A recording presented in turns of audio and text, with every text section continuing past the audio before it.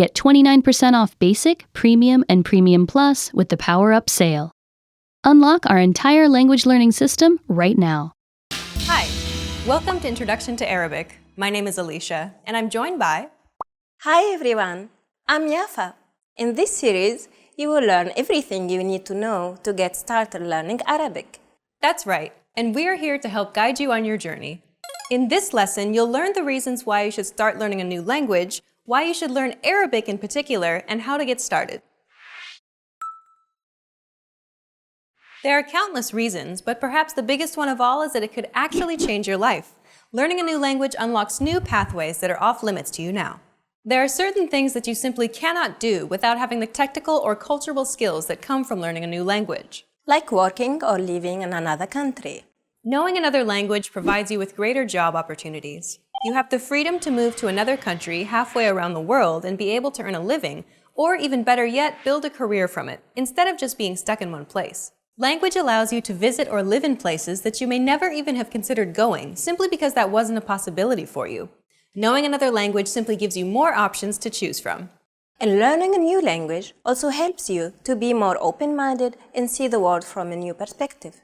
Language and culture go hand in hand. The world is a big place, and by broadening your understanding of other cultures, it allows you to be more empathetic and understanding of the many different ways that people live their lives. With language, you're able to see and experience more, which helps you to grow as a person. Learning a new language also improves your memory. Several studies have consistently shown that those who study another language have improved memory as opposed to those who didn't learn another language. Learning another language also keeps your brain healthy by significantly delaying the onset of Alzheimer's and dementia. This difference can be as much as 4 to 5 more years of quality life. And those are just some of the reasons you should learn another language. The list just goes on and on. Now you know the benefits of studying another language, but why should you learn Arabic in particular? The Arab world is well known as a ceaseless supply of oil. It's rich in resources with enormous oil and natural gas reserves. In fact, 7 of the top 20 countries that produce the most oil come from Arab nations. Not to mention that Arabic is spoken in more than 20 countries with roughly 300 million native speakers worldwide. This makes Arabic one of the most widely spoken languages in the world. Knowing Arabic opens up many business and career opportunities. The region's instability has not affected its tourism industry, which is considered the fastest growing sector in the region, with Egypt, UAE, Lebanon, Saudi Arabia, and Jordan leading the way. Surely you have heard of the ancient pyramids of Giza or the Burj Khalifa. Well, these are both famous attractions in the Arab world, where Arabic is the official language. The majority of the Arabian population can't speak English, so if you're planning on making a few friends in any Arab country, being able to speak Arabic is an absolute must. Another sector that is growing steadily in the Arab world is telecommunications. Within less than a decade, many local companies have managed to successfully compete internationally as global players. Islam is the most widespread religion in the Arab world, and it serves as a framework through which many Arabs see the world. Through your study of Arabic, you will pick up knowledge of Islamic traditions and beliefs that will introduce you to a new religion, or to gain insight into the second largest religion in the world. So clearly, there are many reasons why you should learn Arabic. Okay then. We've talked about the reasons you should learn Arabic, but how should they get started, Yafa? Well, it's as simple as learning your first word in Arabic and building up from there. The fact that will surprise you is that you already know some Arabic. الكحول, ليمون, سكر. Many English words have been acquired directly from Arabic, or else indirectly by passing from Arabic into other languages and then into English. So you must have said some Arabic words before. Let's teach you something that is very useful. All Arabic vocabulary is made up of root consonants that you can easily memorize. Can you explain this further, Yafa? Sure, Alicia. For example, there are loads of words derived from the 3 letters kaf, ta, ba, which are equivalent to the English letters K, T, and B. And they are all connected in some way to writing. The verb kataba, which means he wrote, كاتب, which means writer, كتاب, which means book, and so on. To better understand this point, we'll compare it to English. In English, we have many words derived from the same three letters. For example, run, runner, and running are all derived from the three letters R, U, N, and the three words are related to each other. It's the same thing in Arabic. You see the similarity in all of those words, don't you? All of those words come from the same three letters. So even if you only memorize the three letters K, T, and B, you could in many cases take a really good guess at the meaning of a word, since you know it has something to do with books and writing. Exactly. That makes things much easier to learn. Well, you'll learn more about Arabic writing in episode 4, so stay tuned. Now, try saying your first word in Arabic. Listen and repeat after Yafa. شكراً. Now your turn. شكراً. Try it again. شكراً. Well done. You just learned how to say thank you in Arabic. We've covered a lot of things already, so why don't we wrap up the first lesson and recap on what we've learned. In this lesson, you learned the benefits of studying Arabic. The Arab world has a colorful history with many things for you to see and learn, and to say thank you in Arabic, it's شكراً. In this lesson, you'll learn the basics of Arabic pronunciation. Pronunciation refers to the manner in which a word is spoken, so don't focus on reading what's on screen. Instead, focus on listening and repeating. Arabic is what is called a stress-timed language. This simply means that stressed syllables are valued more than unstressed syllables. Stressed syllables will be pronounced louder and longer than unstressed syllables, which are shortened to accommodate the rhythm of stressed syllables. كتاب. كتاب. Notice that the second syllable is stressed. It's pronounced longer and louder, while the first and final syllables are shortened. كتاب. If you think about it, this is identical to English. Opportunity. The stressed syllable to in opportunity is deemed more important, so it's pronounced longer than all other syllables. Listen to it again. Opportunity. Compare this once again with Arabic. كتاب. Opportunity. كتاب. Opportunity. كتاب. As you can see, the timing and rhythm of Arabic isn't much different than that of English. Despite what you may think, Arabic pronunciation is actually quite similar to English. There are more familiar sounds between English and Arabic than unfamiliar sounds. In fact, 75% of all sounds in Arabic exist in English too. This means that if you were to simply imitate an Arabic speaker, your pronunciation will be correct roughly 75% of the time. Repeat after me. المدير. المدير. Chances are your pronunciation was pretty spot on. The A, L, M, U, D, I, and R sounds are practically identical to English. Try again. المدير. Nearly all sounds in Arabic are identical to English, similar to the consonant sounds in this example. Since you already know how to pronounce most of these sounds, we only need to pay attention to the handful of sounds that are unique to Arabic. They're the ones we need to look out for. Of all the sounds that exist in Arabic, there are roughly 9 new consonant sounds that you need to practice. ح, را, صا, ظا, طا, ظا, قا, غا, ع. These 5 sounds are known as emphatic consonants. They're categorized as such because they're pronounced deep within the throat. ظا, ح, صا, ظا, قا. They sound like the D, H, S, T, and Q sounds respectively, except much more tense because the throat is constricted. Listen again. ظا, ح, صا, ظا, قا. Let's take a look at another sound that's quite distinctively Arabic. Consider the phrase for good morning in Arabic. صباح الخير. صباح الخير.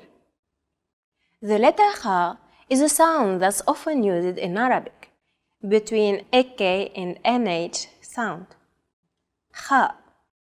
It sounds as though you're clearing your throat. Kha. We'll cover this sound and all other sounds in Arabic in much more detail in future lessons. For now, let's close this lesson by recapping what we've learned. In this lesson, you learned that Arabic is a stress-timed language where the rhythm is akin to English. Collectively, nearly all sounds in Arabic are identical to the sounds of English, and there are only a handful of new sounds that you need to learn. In this lesson, you'll learn the basics of Arabic grammar. Word order refers to the order in which words are structured to form a sentence in a given language. Consider the English sentence, I ate an apple. But first, let's remove the article an here for simplicity. So we're just left with, I ate apple. The basic word order for English is subject, verb, object, or SVO for short. If we break down the English sentence, I ate apple, we can see that the subject I is presented first, followed by the verb ate, and then finally, the object apple is positioned last.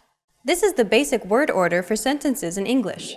Now, let's compare that same sentence, I ate an apple, in Arabic. أكلت أنا تفاحة. If we break down the Arabic sentence, we get the verb أكلت, which means ate, followed by the subject أنا, meaning I. And finally, we have the object تفاحة, meaning apple. Arabic is actually written in red from right to left. We will cover this aspect more in the next episode on writing. The word order for Arabic then is verb, subject, object, or VSO for short. The same sentence in Arabic then is essentially ate I apple. Verb first, then subject and object last. Okay, let's move on to the next section. English is what is called a subject-prominent language. This simply means that the subject is slightly more important than other components in the sentence. It's the key piece of information other components in the sentence relate to. Who is doing the action is slightly more important than what is being done or which object it's been done to in English. Arabic, on the other hand, is defined as a null subject language. That essentially means that the subject isn't valued as much in Arabic as it is in English. In fact, Arabic speakers would likely omit the subject from a sentence altogether wherever they can. Such as when the subject was about you, the speaker, or if the subject has already been established and you're just continuing the conversation. Let's take a look at this phenomenon on null subject in a bit more detail. More often than not, if you wanted to say, I ate an apple in Arabic, you would not say, أكلت أنا تفاحة. Instead, you would more likely say, ate apple in Arabic, أكلت تفاحة. where you omit the subject I. Most Arabic sentences are constructed and spoken like this in real life. أكلت تفاحة. In most situations, such as a one-on-one conversation, it's clear that the person who's speaking is the subject. In cases where it's obvious who or what the subject is, it's almost guaranteed that the subject will be omitted, and so you're left with أكلت تفاحة. On the other hand, when it's unclear who or what the subject is, or if you wanted to place emphasis on the subject, like if you wanted to declare from a group of people that it was you who ate the apple, then you would include the subject. أكلت أنا تفاحة. But more often than not, most sentences spoken in daily Arabic conversation can be spoken without including the subject at all, particularly if that subject is you. فتحت الصندوق. عدت إلى المنزل بالقطار. Knowing this, we can easily express any simple action in Arabic using just the object and the verb. Try to create the sentence, I ate a hot dog, from this set of words. أكلت hot dog. Okay, got it?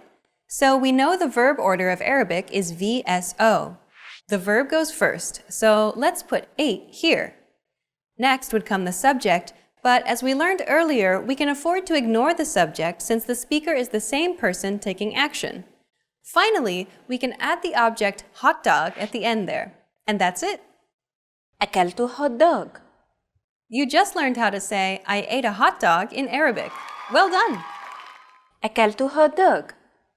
You can create any basic sentence like this in Arabic if you simply know the word for the verb and the object in Arabic. Let's wrap up this lesson by recapping what you've learned. In this lesson, you learned that Arabic sentences are formed using a verb, subject, object, or VSO word order. Most sentences spoken in Arabic will not actually contain a subject, especially if that subject is obvious, like when it's you, yourself, the speaker. And lastly, you can create basic sentences in Arabic by putting the verb first and the object last. In this lesson, you'll learn the basics of Arabic writing. First, let's introduce you to the Arabic alphabet. The Arabic alphabet consists of 28 letters. There are 3 vowels, Alif, Wa, Ya. the rest are consonants, Ba, Ta, Tha, Jim, Dal, Ra, Za. and so on. 5 consonant letters are emphatic or hard versions of other letters. They're pronounced deeper in the throat. Dhad, Ha, Sad, Dha, Qaf. Let's talk a little bit about the sequence that they are written in. Just like how English orders its alphabet in A, B, C, and so forth, there is a proper order in which Arabic letters are sequenced too. There are actually 2 ways the Arabic alphabet is ordered. One is called abjad and the other hija. For this introductory lesson, just understand that abjad is the older version, while the hija is the newer version that's commonly used in modern-day dictionaries. So if you had to choose, try to learn the newer version. Hija. Just like how there are abjad and hija orders of the Arabic alphabet, there are also 2 different styles of writing in Arabic. The first is Classical Arabic, the language of the Quran, in the classical literature. It differs from the other type of written Arabic in style and vocabulary, some of which is abandoned now. The second is Modern Standard Arabic, the universal language of the Arabic-speaking world, which is understood by all Arabic speakers. It's the language of the vast majority of written material and of formal TV shows, lectures, and so on. Once again, you can think of them as the old and the newer style.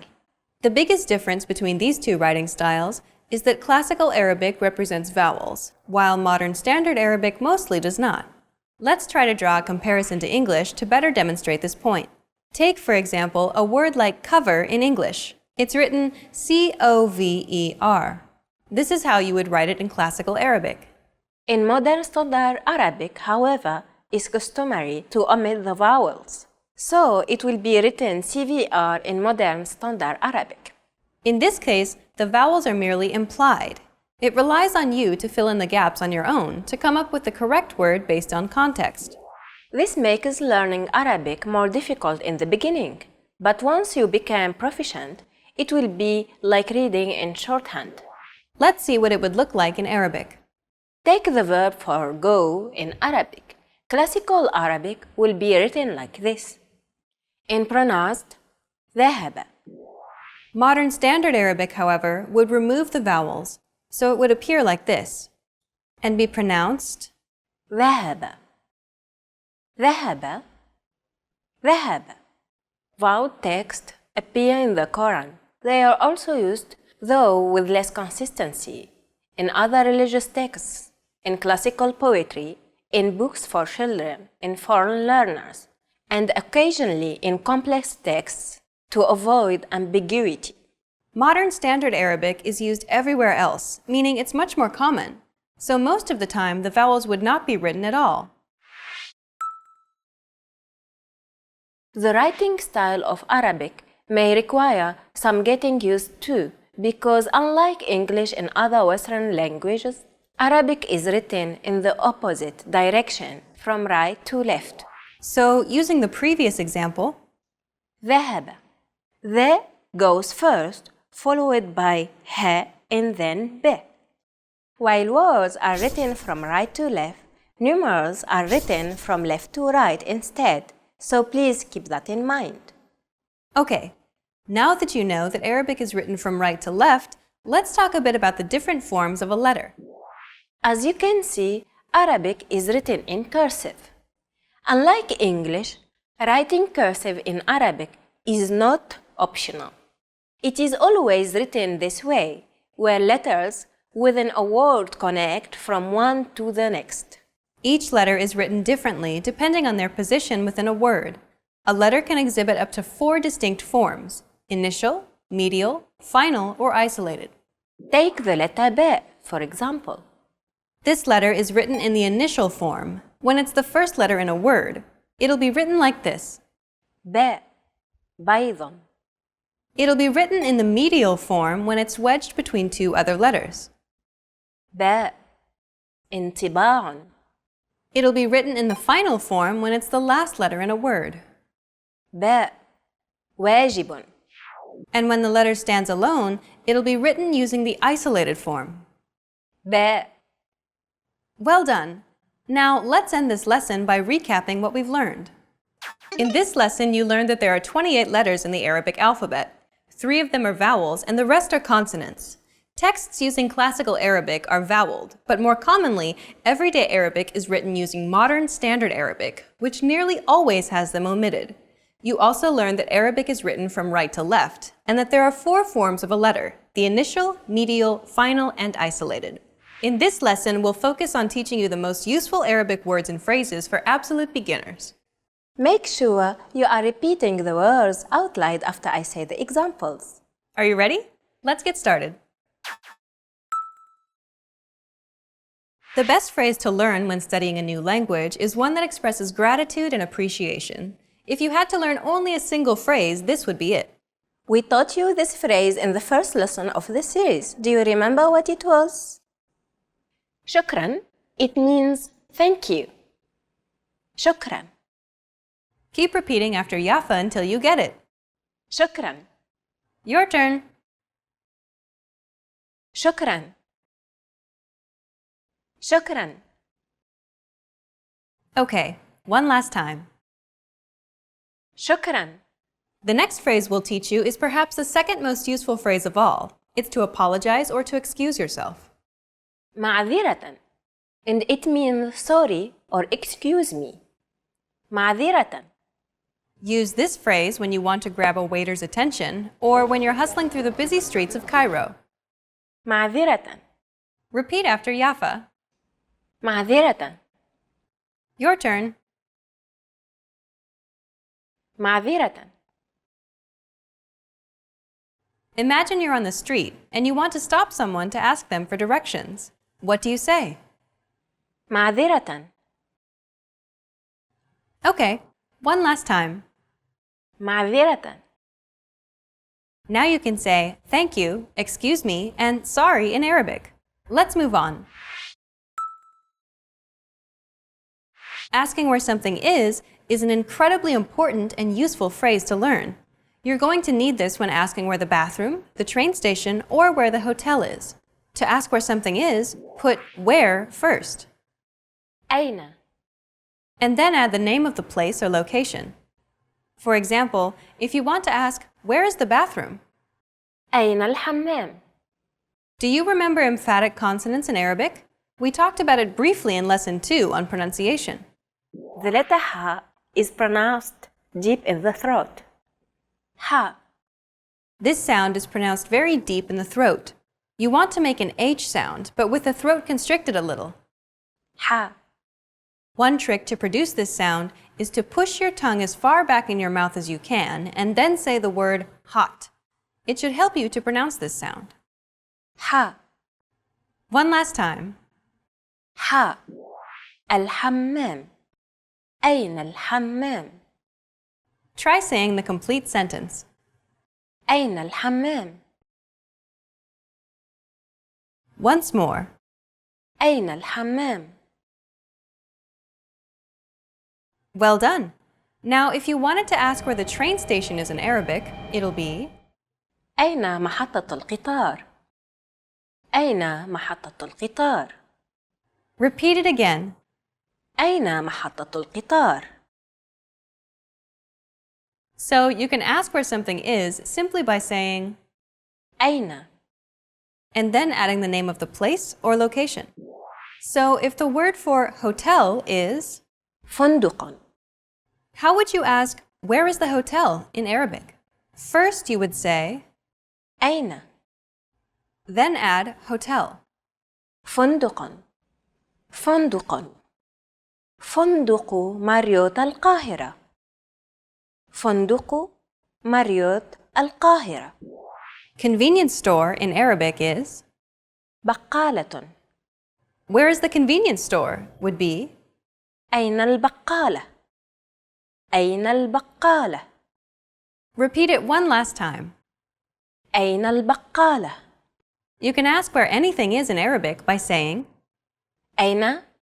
and then adding the place or location. In this final lesson, you learned how to say thank you, excuse me, sorry, and to ask where something is in Arabic. And in this series, we introduced you to the basics of Arabic pronunciation, grammar, writing, and more. Let's conclude with some parting advice from Yafa and listen to some of her tips on how to learn Arabic from a native Arabic perspective. The best way to learn Arabic, particularly if you want to improve your communication skills, is to watch and study contemporary Arabic videos. That's because we often use expressions that aren't necessarily introduced in grammar textbooks. I believe that listening to Arabic music is one of the easiest ways to immerse yourself and to learn Arabic. Additionally, music teaches you all sorts of things, including cultural expressions and the values of a community. You get to learn much more than just the language. Finally, watching contemporary videos such as our video here at ArabicPod101.com will ensure that you are learning real, applicable Arabic in the fastest and most effective way. You've reached the end of this course, Introduction to Arabic, but it's only the beginning of your journey to Arabic fluency. Where do you go from here? Try our Ultimate Guide to Arabic Pronunciation series, where we teach you all the sounds of the Arabic language. Or check out any of our other video series. We have many different categories for you to choose from. Good luck as you continue learning Arabic, and I'll see you in another video. Bye! Bye!